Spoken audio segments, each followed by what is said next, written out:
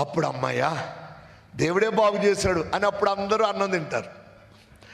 అదే మీకు బాగోదు. ఎప్పుడన్నా హలో మీ ఆయన డ్యూటీకి వెళ్ళేటప్పుడు మీరు కళ్ళంతా ఇలా పుసులు కట్టి జుట్టు అంతా కంపలాగుండి నీరసంగా ఉంటారు. మీ ఆయన అడుగుతాడు, ఏంటి అలా ఉన్నావు అని. ఏమోనండి జ్వరంగా ఉందండి అంటారు. తగ్గిదిలే అని మన డ్యూటీకి వెళ్ళిపోతాడు. ఆయన డ్యూటీకి వెళ్ళి వచ్చిందాక మీరు బ్రష్ చేయరు, ముఖం కడగరు, స్నానం చేయరు, తినరు. పాపం డ్యూటీ నుంచి యథావిధికి ఇంటికి వస్తాడు.